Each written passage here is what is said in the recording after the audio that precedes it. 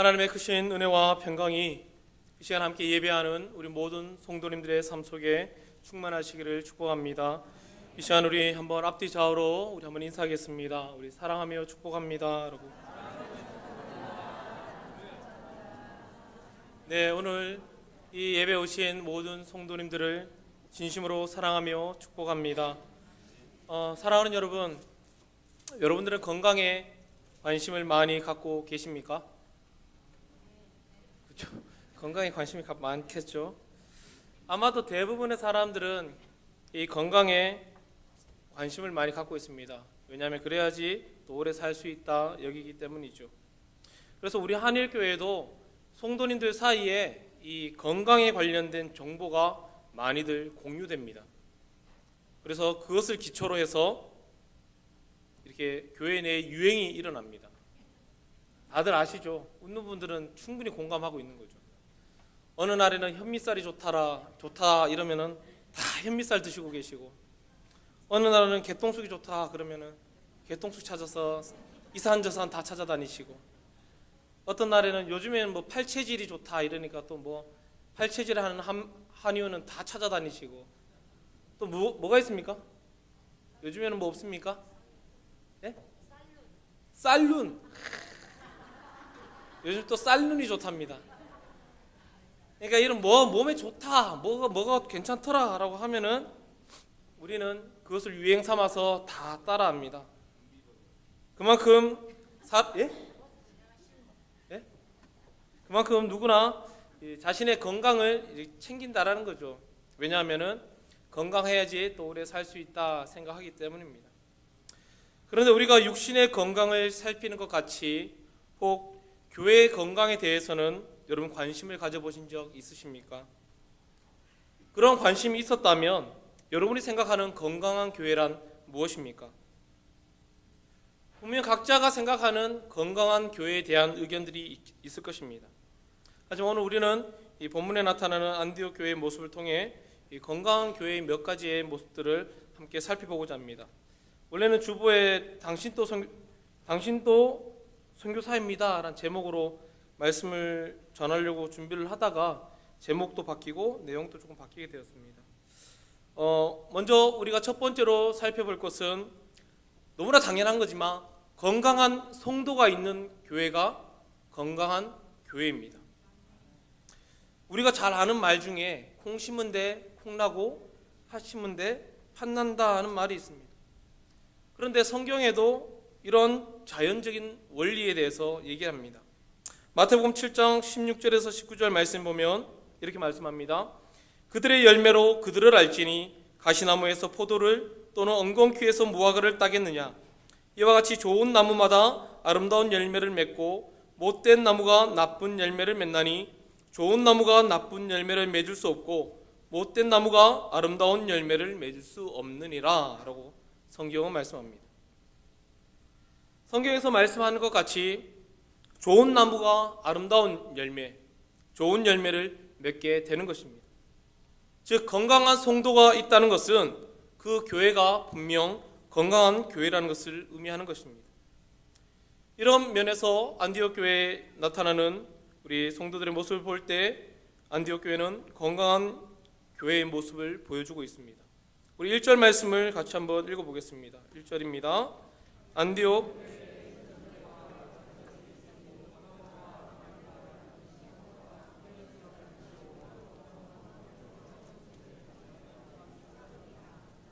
아멘. 1절 말씀 보면은 안디옥 교회에서 인정받는 5명의 지도자들이 소개됩니다. 물론 안디옥 교회는 이 5명의 인정받는 지도자들 외에도 분명 많은 믿음의 사람들이 있음을 우리는 얼마든지 예측할 수 있습니다. 왜냐하면 사도행전 우리 11장 26절 말씀을 보면 안디옥 교회의 성도들이 처음으로 그리스도인이라 칭함을 받을 정도로 성령 충만한 믿음의 교회였기 때문입니다. 우선 본문에서 소개한 5명의 사람들을 간략히 살펴보고자 합니다. 첫 번째는 바나바입니다. 이 바나바는 구브로 섬 출신의 유대인으로 원래 이름은 요셉입니다. 그는 많은 땅을 소유했던 부자였습니다. 하지만 교회를 위해서 자신의 재산을 내려놓고 섬김의 자리로 나아간 사람입니다. 물론 이 바나바에 대해서 가장 큰 특징은 사도행전 11장 24절 말씀에 말한 것처럼 착하고 믿음과 성령이 충만한 사람이다라고 말씀합니다. 아마도 그의 이름이 제일 먼저 소개된 것은 그가 안디옥 교회에 먼저 되는 리더가 아닌가 추측이 됩니다. 두 번째로 소개되는 사람은 니게르라 하는 시므온입니다. 시므온에 대해서는 성경이 많은 기록을 남기지는 않습니다. 단지 그의 이름이 니게르라는 말이 그 뜻이 검다라는 의미입니다. 그래서 학자들은 이 시므온이 흑인으로서 예수님을 믿은 개종자였을 가능성이 크다라고 보고 있습니다. 세 번째 사람은 구레네 사람 누기오입니다. 누기오 역시 특별한 내용은 없습니다. 단지 사도행전 11장 20절의 말씀 보면 구레네 몇 사람이 안디옥에서 예수님을 전파하였는데 아마도 그 중에 소속된 사람이 아닐까 추측합니다. 또한 로마서 16장 21절에서 나타나는 누기오라는 사람과 동일 인물일 가능성이 크다라고 얘기도 합니다. 네 번째는 누구입니까? 분봉왕 헤롯의 젖동생인 마나엔입니다. 이 마나엔을 소개할 때 분봉왕 헤롯의 젖동생이다라고 말합니다. 여기에 나타나는 이 분봉왕 헤롯은 BC 4년부터 AD 39년까지 갈릴리와 베레아 지역을 다닌 헤롯 다스렸던 이 헤롯 안디바를 이야기합니다. 그런데 이 마나엔이 그의 젖동생이다라고 소개가 되고 있습니다. 여기에 나타나는 젖동생이라는 헬라어 신트로포스라는 단어는 오직 이곳에서만 나타나는 독특한 단어입니다. 그 의미는 아무개와 함께 양육받았다라는 의미입니다. 즉 이 마나엔에 대해서는 그래서 아마도 그가 왕실 가족이나 귀족 계층의 사람이었을 것이다 라고 이야기합니다. 이제 다섯 번째 사람은 사울입니다. 우리가 너무나도 잘 아는 인물이죠. 사울이 가장 늦게 소개된 것에 대해서는 아마도 그의 회심이 가장 늦었기 때문이거나 아니면 또 반대로 이 바나바에 이어서 또 두 번째로 중요한 역할을 감당한 사람이기 때문일 것이다 라는 의견이 있습니다. 이런 사울은 사도행전 22장 3절 말씀 보면 자기를 소개할 때 뭐라고 소개합니까? 나는 유대인으로 길리기아 다소에서 났고 가말리엘의 문화에서 조상들의 율법에 엄한 교훈을 받았고 하나님에 대한 열심이 있는 자다라고 소개합니다. 이외에도 사울은 로마 시민권을 가진 사람이었습니다. 물론 처음 그가 예수 그리스도를 믿는 자들을 핍박하고 스데반이 죽을 때 그곳을 지켰던 자였지만 이후 그는 예수님을 만나고 변화된 하나님의 사람이었습니다. 지금까지 살펴본 이 안디옥 교회 지도자들의 모습을 보면 안디옥 교회가 얼마나 건강한 교회인지를 우리는 확인할 수 있습니다. 왜냐하면 그 이유는 이 소개된 5명의 특징을 우리가 볼 때 그들은 무엇이 다릅니까? 신분도 달랐습니다. 지역도 달랐고 때로는 인종도 달랐습니다. 즉 다양한 모든 부분에 있어서 살아온 환경에 차이가 나타났다라는 것입니다. 하지만 그럼에도 불구하고 이들은 이 안디옥 교회의 리더자로 세워졌습니다. 즉 이 말은 안디옥 교회 내에서 어떤 분쟁이 없이 연합을 이루고 각기 다른 환경에서 살았던 이 사람들이 교회의 지도자로 세워질 정도로 그 교회가 성령 충만한 그런 교회로 성령의 이끌림 속에서 성장해 가고 있었다라는 것입니다.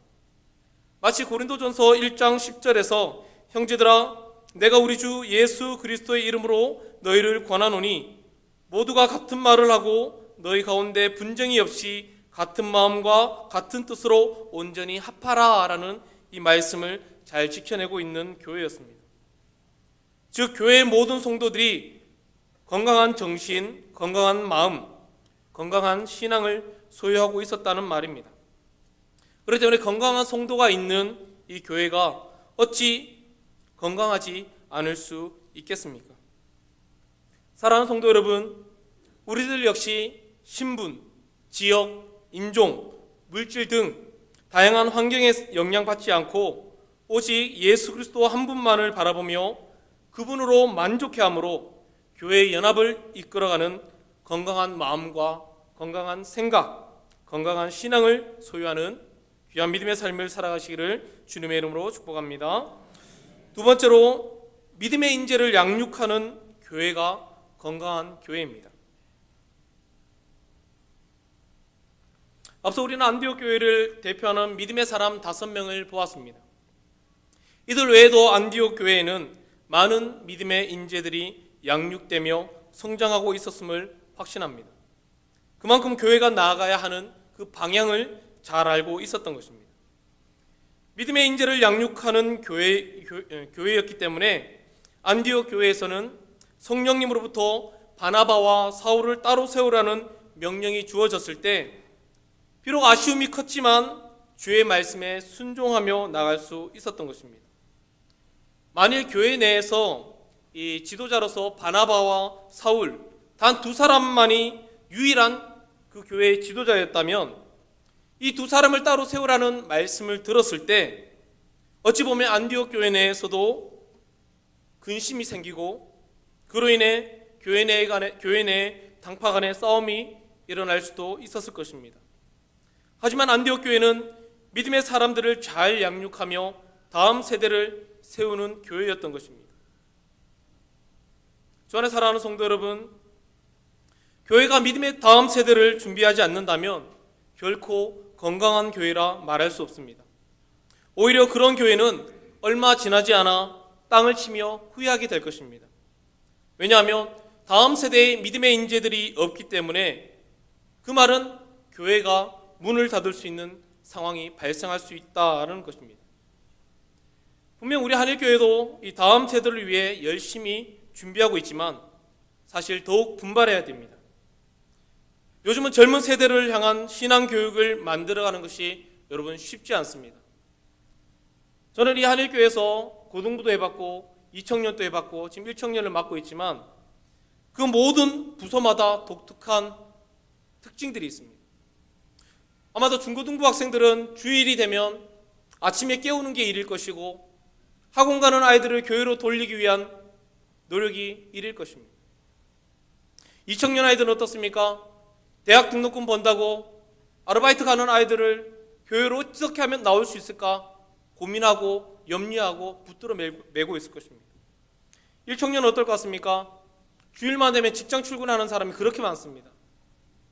회사에서 부른다고 가야 되고 뭐 때문에 부른다고 가야 되고 이러니까 어떻게 됩니까? 교회 내에 와서 신앙생활 한다는 것이 쉽지 않다라는 것이죠. 그만큼 우리는 세상 가운데 우리의 자녀들을 빼앗기고 있습니다. 그렇기 때문에 신앙교육을 만들어가는 것이 쉽지 않습니다. 이러한 때에 우리 한일교회가 더욱 건강한 교회가 되기 위해서는 무엇보다 다음 세대를 위한 우리의 다음 아이들을 위해서 아낌없이 투자하며 관심을 갖고 기도하고 믿음으로 양육해 나가야 됩니다. 더 나아가 어른 세대들이 우리의 다음 세대를 위해서 양보해야 됩니다. 어른들의 그 기득권으로 인해서 어찌 보면 다음 세대를 키우지 못하는 경우가 참으로 많다라는 것입니다. 성장하는 교회, 건강한 교회는 어른들이 포기합니다. 다음 세대를 위해서 양보합니다. 학생들이 불편해라 말하는 것이 아니라 어른 세대들이 먼저 불편을 느끼겠다고 말하는 교회가 건강한 교회인 것입니다. 향후 우리 한일교회도 1년을 바라볼 것이 아니라 10년, 20년, 더 나아가 100년을 내다보며 다음 세대를 키우고 그 인재들을 믿음 안에서 양육해 나가는 그런 모습들이 필요한 것입니다. 바로 저와 여러분들이 그런 안목으로 이 교회를 섬기며 나가야 한다는 것을 우리는 기억해야 합니다. 바로 다음 세대의 믿음의 인재들을 키우는 교회가 건강한 교회인 것입니다. 세 번째로 말씀에 순종하는 교회가 건강한 교회입니다. 하나님의 말씀을 순종하는 것은 쉬운 일이 아닙니다. 그렇기 때문에 성경에서도 이 순종의 중요성을 계속해서 말씀하며 믿음의 성도들이, 믿음의 사람들이 이 말씀에 순종하며 나오는 것이 중요하다라고 이야기합니다. 안디옥 교회 역시 바나바와 사울을 따로 세우라는 그 말씀을 들었을 때 여러분 고민이 있었겠습니까? 없었겠습니까? 있을 수밖에 없습니다. 왜냐하면 바나바, 그 사울, 그들이 얼마나 유능한 지도자입니까? 분명 그들 역시 이 바나바나 사울 외에 다른 믿음의 인재들이 있었음에도 불구하고 어찌 보면 고민이 있었을 것입니다. 그 아쉬움이 있었지만 그들은 하나님의 말씀에 어떻게 합니까? 순종했습니다. 우리가 그들이 아쉬움을 갖고 그 상황에서도 하나님 말씀에 철저히 순종했다는 것을 우리가 어디서 볼 수 있냐면 3절 마지막에 나오는 보낸다는 단어를 통해서 우리는 살펴볼 수 있습니다. 성령의 말씀을 통해 바나바와 사울을 따로 세운 안디옥 교회는 그들을 보내기 위해 축복하며 금식으로 기도합니다. 하지만 여전히 그들 마음 가운데는 그 훌륭한 지도자들을 내보내는 것이 사뭇 아쉬움이 있었습니다. 왜냐하면 이 보낸다는 단어를 보면은 우리가 어떤 사람을 보낼 때 하나님의 말씀 따라 파송할 때 그 사람들을 축복하며 보내는 그 단어는 아포스텔로라는 그런 단어가 사용됩니다. 하지만 이 오늘 우리가 읽은 본문에 보면은 아폴리산이라는 단어가 사용되고 있습니다. 이 아폴리산이라는 단어를 풀어보면 무엇으로부터 풀어 놓아 자유롭게 보낸다라는 의미입니다. 즉 아쉬움이 크지만 이제 손을 내려놓겠다는 것입니다. 즉 이들의 하나님의 말씀을 통해서 따로 세우라는 것을 들었을 때 아쉽지만 그럼에도 불구하고 하나님의 뜻이니까 교회의 욕심을 내려놓고 순종하겠다. 그래서 내려놓겠다. 보내겠다. 그런 의미입니다. 그렇기 때문에 3절을 보면 말씀을 받은 후 이해라는 말이 나타납니다. 이 이해라는 단어는 토테라는 말인데 바로 그때라는 의미입니다. 즉 성령님의 음성을 듣고 안디옥 교회는 아쉬움이 있지만 그 아쉬움을 뒤로하고 말씀에 순종하여서 즉각적으로 반응을 했다라는 겁니다. 주 안에 사랑하는 성도 여러분, 신앙생활을 하다 보면 때론 내 생각과 맞지 않는 일들이 일어날 때가 있습니다. 하지만 우리가 중요하게 여겨야 할 것은 내 생각이 아니라 하나님의 마음입니다.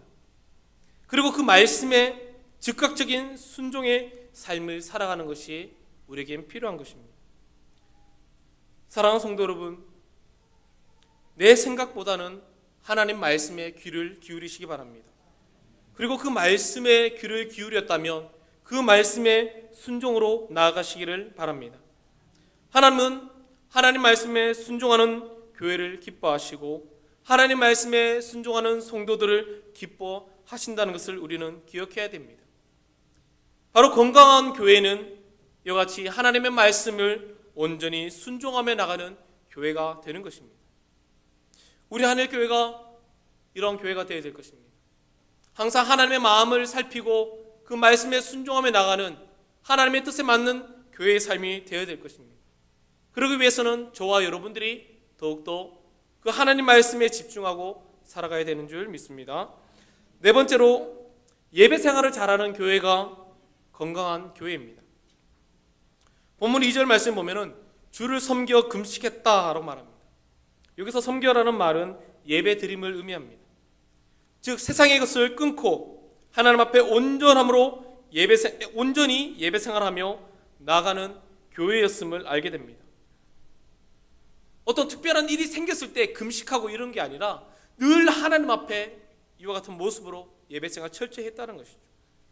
바나바와 사울을 따로 세워 보낼 때도 그들은 하나님께 먼저 예배드리고 파송하는 모습을 보일 정도로 예배 생활이 잘 이루어진 교회였습니다.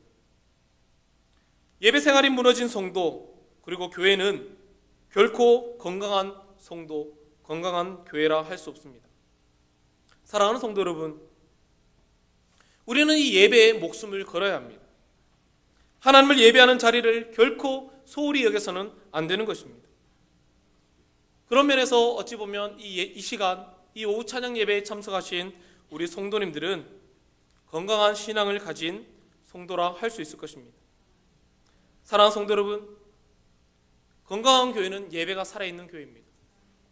우리 하늘교회가 이 건강한 교회로 예배가 살아있는 교회가 되어야 되지 않겠습니까? 그러기 위해서 무엇보다 우리 모든 성도님들 한 사람 한 사람이 이 예배 생활을 소중히 여겨야 됩니다. 예배에 그냥 왔다가 돌아가는 이 교회 자리만 앉았다가 돌아가는 자가 아니라 이 예배를 통해서 나를 향하신 그 하나님의 뜻이 무엇인지, 하나님의 사랑이 무엇인지 그 은혜를 충분히 여러분들이 경험하고 돌아가야 될 것입니다.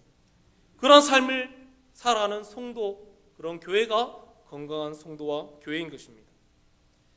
마지막으로 선교 지향적인 교회가 건강한 교회입니다. 여러분, 안디옥 교회의 특징은 선교하는 교회였습니다. 본문을 통해 우리가 알지만 그들은 바나바와 사울을 선교사로 파송했습니다. 여러분, 교회가 이 두 사람을 파송할 때 안면 몰수했을 것 같습니까? 제가 볼 때는 결코 그럴 리 없습니다. 더욱이 안디옥 교회가 선교 지향적인 교회라 볼 때 오히려 파송된 바나바와 사울의 사역이 원활히 잘 이루어질 수 있도록 협력하였음이 틀림없습니다. 왜냐하면 이 안디옥 교회는 예루살렘 교회가 어려움을 당했을 때 선교 구제금을 보낼 정도로 자기네 교회만, 즉 안디옥 교회만이 아닌 주변을 돌아보는 교회였기 때문입니다. 사랑하는 성도 여러분, 교회의 목적이 무엇입니까? 바로 주의 복음을 전하는 데 있습니다. 이 일은 1차적으로 교회 내에서 모든 성도들이 하나님을 온전히 예배하고 주의 말씀으로 잘 양육하는 일이 되겠지만, 더 나아가서는 말씀으로 무장된 성도들과 함께 지역과 세계로까지 이 복음의 사역을 확장하는 데 있음을 우리는 기억해야 합니다. 이렇게 복음의 확장을 위한 선교 지향적인 교회는 건강할 수밖에 없는 것입니다. 그런 면에서 우리 한일교회도 무척 건강한 교회라 우리가 볼 수 있습니다.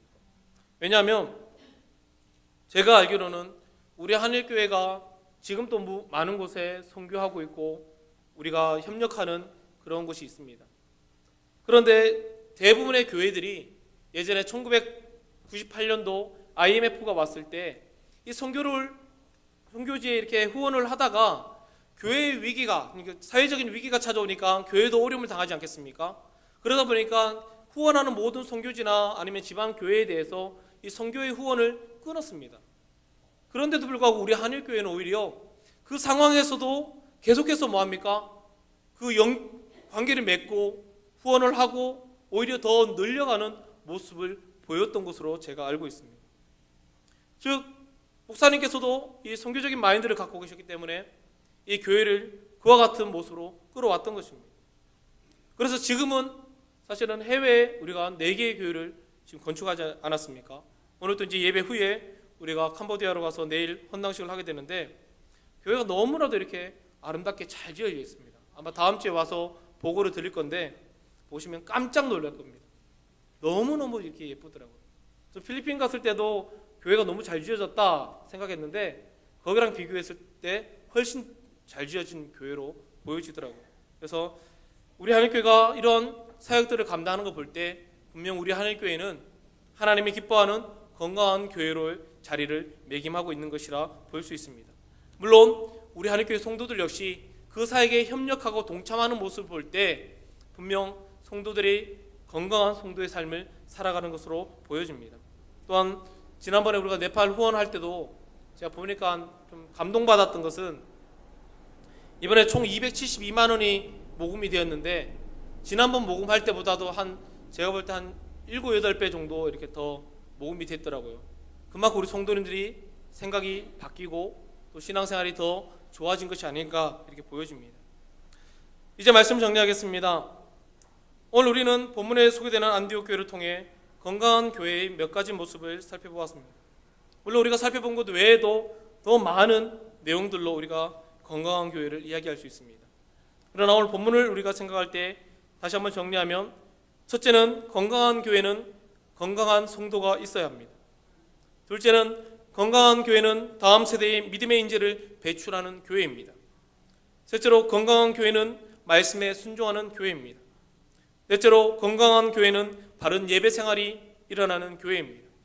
다섯째로 건강한 교회는 선교 지향적인 교회입니다.